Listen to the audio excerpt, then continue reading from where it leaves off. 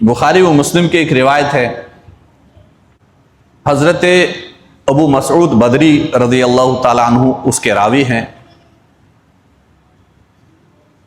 یہ وہ صحابی تھے جو جنگ بدر میں شریک تھے، اس لیے ان کو بدری کہا جاتا ہے۔ وہ فرماتے ہیں ایک مرتبہ حضرت محمد رسول اللہ صلی اللہ علیہ وسلم کو ایک شخص نے دعوت کی، کھانا ان کے لیے تیار کیا، ان کو کھانے پہ بلایا۔ تو یہ راوی کہتے ہیں اللہ کے نبی صلی اللہ علیہ وسلم 5 شخصوں میں 5ویں تھے، یعنی اس شخص نے 5 اشخاص کی دعوت کی، جن 5 میں حضرت محمد رسول اللہ صلی اللہ علیہ وسلم بھی تھے۔ تو فرماتے ہیں ابو مسعود رضی اللہ تعالی عنہ کہ حضرت محمد رسول اللہ صلی اللہ علیہ وسلم ان کی دعوت پہ اپنے ان ساتھیوں کو لے کر اس گھر والے کے پاس پہنچ گئے، اس صحابی کے یہاں پہنچ گئے۔ پہنچنے کے بعد اللہ کے نبی صلی اللہ علیہ وسلم دروازے پہ رک گئے۔ کیوں رکے؟ کیونکہ نبی کریم صلی اللہ علیہ وسلم اور 4 شخص یعنی کل 5 اشخاص کو دعوت پہ بلایا گیا تھا۔ جب یہ نکلے اس صحابی کے یہاں کھانا کھانے کے لیے، اس وقت ایک اور شخص ان کے پیچھے ہو لیا،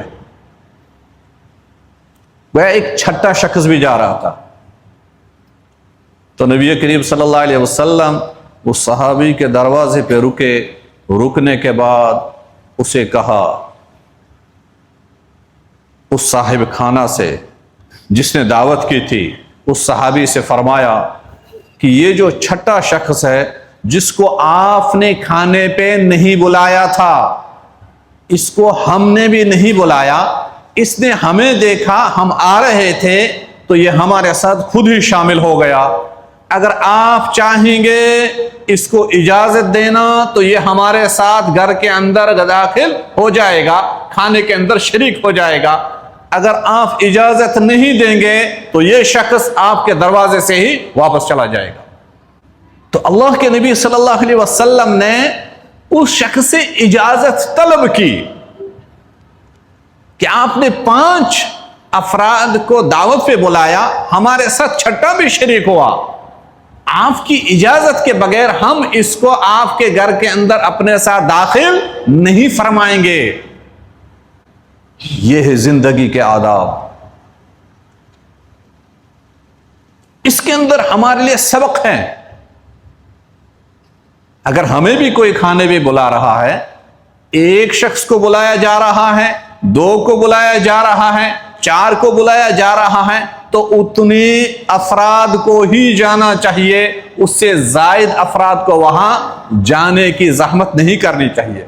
ہو سکتا ہے وہاں انتظام نہ ہو۔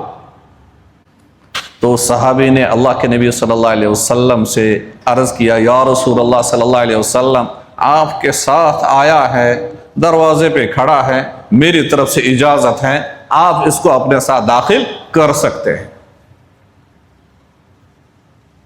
اس میں ہمارے لیے ایک پیغام ہے کہ ہمیں اپنی زندگی میں، اپنے معاشرے میں، اپنے طور و طریق کو درست کرنے کی ضرورت ہے۔